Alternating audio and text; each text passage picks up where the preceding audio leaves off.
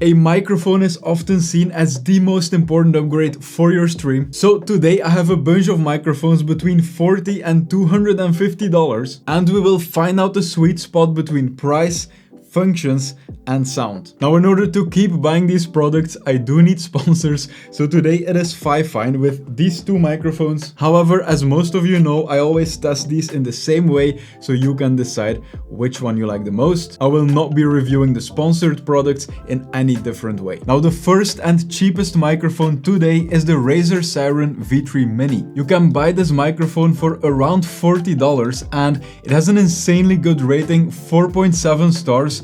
I barely see this on products. The mic is available in black, pink and white. And then in terms of on-mic functions, you only get a capacitive mute button. This is a test of the Razer Siren V3 Mini while it is standing on my desk. This is a test of the Razer Siren V3 Mini while it is connected to a boom arm. Then next we have one of, if not the most sold microphone on Amazon, the Fifine AM8. The black version alone has been bought more than 7,000 times in the past month. It's also available in pink and in white. I have the white version right here, and you can also see in the pictures there is an RGB ring at the bottom, and you can enable or disable the RGB with this capacitive button here. There is a headphone monitoring jack on the bottom, also a USB-C and an XLR port, so you can choose whether you connect it to an audio interface or directly with USB to your PC. Then on the back of the microphone there is also a capacitive mute button, and on the front, besides controlling the RGB, you can also control the input gain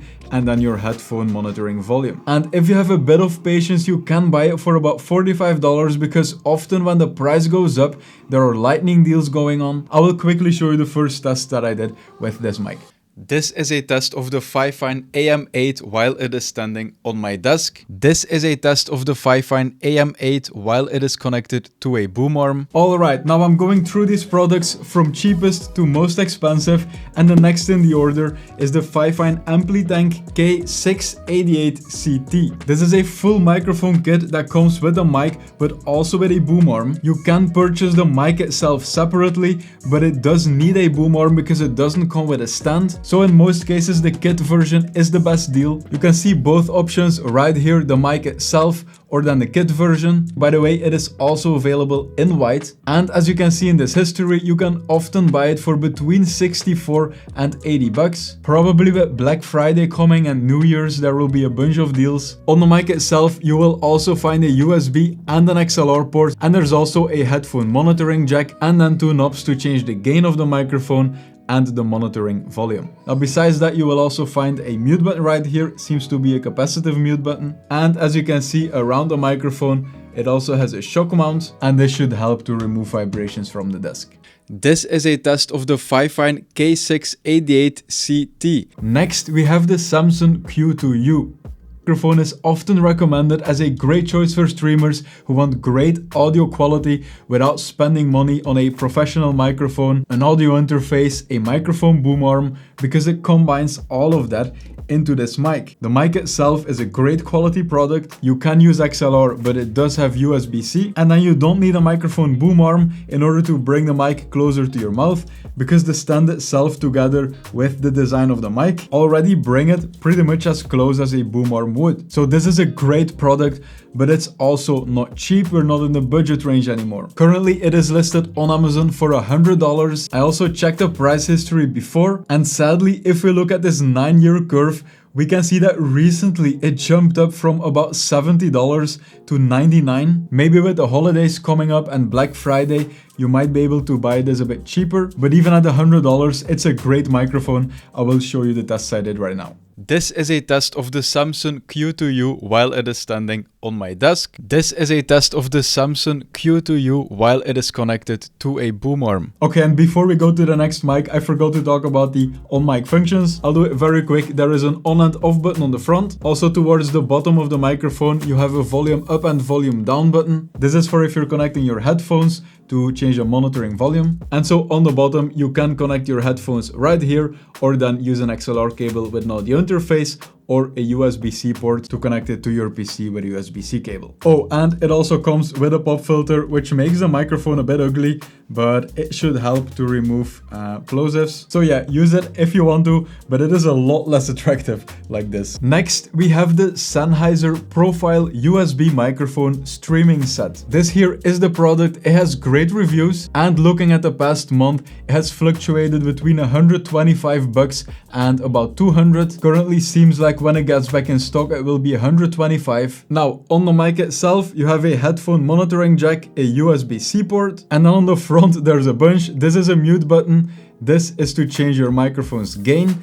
This is to change the balance between your mic and your PC sound. And then this right here is to change your headphone monitoring volume. This is a test of the Sennheiser Profile USB microphone streaming set. Then next we have the Shure MV6, and I'm very much looking forward to comparing this microphone to all the other options. Shure as a company has great products like the very famous Shure SM7B. This is the MV6, which is a pure USB microphone. I also like that the stand is pretty high, so the mic is very close to your mouth by default without a microphone arm. By the way, it is extremely heavy. It is a pretty popular product, bought more than 1,000 times in the past month, and checking the price curve of about over a year, it seems like it's very steady at 169. Very occasional price drops to 150. Now in terms of functions on the mic, we do have a capacitive mute button on the front, and then on the bottom there's not much, a headphone monitoring jack and a USB-C port. It does not have knobs for the headphone monitoring volume or for the gain of the mic, so you will have to control all of that on your PC. This is a test of the Shure MV6 while it is standing on my desk. This is a test of the Shure MV6 while it is connected to a microphone boom arm. Next, we have the Rode PodMic USB, and this is a beefy microphone. In 2018, Rode released the Rode PodMic, which is this one right here, but that was a purely XLR microphone. But then 5 years later, they released this, which is the PodMic USB. In the box, there is just the cable, then the microphone itself, and a pop filter, but man, this is a pop filter. It is huge. It's a whole cover for the microphone. The mic itself is very heavy. It feels like a very quality production product, which it also is. In terms of functions on the microphone, on the bottom, you have a headphone monitoring jack. You have a volume knob to change the monitoring volume. Then this rubber right here is where you can find the XLR input. There we go. And this here is for the USB cable, which we will be using. All right, now let's listen to the tests I recorded with this mic. This is a test of the Rode PodMic USB. You do need a boom arm because it does not come with a stand. I'm currently using the Rode PSA-1. This is a pretty expensive boom arm. There are cheaper options. For example, this one right here is the Fifine BM63. It is very similar to the Rode PSA-1, but it's a budget option. It is way cheaper, and it is also a very strong microphone arm. You can barely move it. So this is definitely also an option that will be able to carry this heavy quality microphone. Now, in terms of budget microphone arms, there is also the Fifine BM88. The reason I didn't mention this is that it's a bit more expensive than the BM63.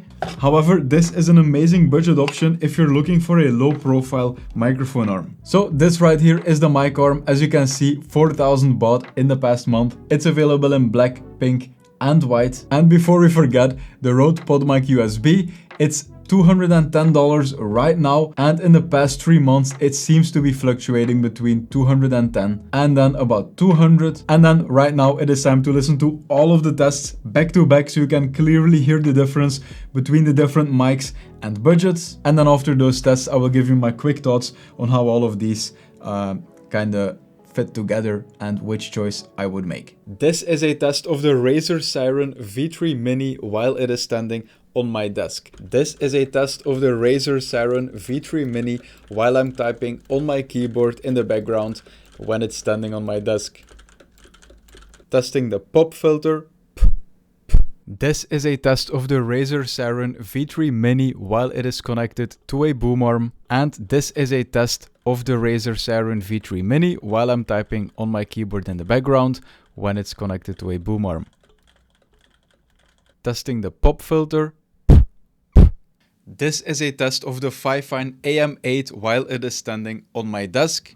And this is a test of the Fifine AM8 while I'm typing my keyboard in the background. Testing the pop filter. This is a test of the Fifine AM8 while it is connected to a boom arm. And this is a test of the Fifine AM8 while I am typing on my keyboard in the background. Testing the pop filter.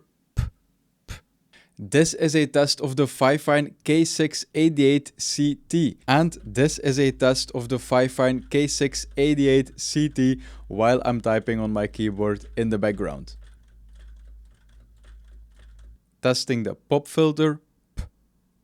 This is a test of the Samson Q2U while it is standing on my desk. And this is a test of the Samson Q2U while I'm typing my keyboard in the background and it's standing on my desk. Testing the pop filter. This is a test of the Samson Q2U while it is connected to a boom arm. And this is a test of the Samson Q2U while I'm typing on my keyboard when it's connected to a boom arm. Testing the pop filter. This is a test of the Sennheiser Profile USB microphone streaming set. And this is a test while I am typing on my keyboard in the background. Testing the pop filter. This is a test of the Shure MV6 while it is standing on my desk. And this is a test of the Shure MV6 while it is standing on my desk and I am typing on my keyboard. Testing the pop filter. This is a test of the Shure MV6 while it is connected to a microphone boom arm. Now I want to mention that the cable is very short, so it doesn't seem to be supposed to be connected to a boom arm, because the stand itself is already pretty high if you use the stand that's included with it. And the cable is so short, it's literally straight to my PC right here next to me. It's like this long. So anyway, let's test the keyboard. This is a test of the Shure MV6 while it's connected to a microphone boom arm and I'm typing my keyboard behind the microphone. Testing the pop filter.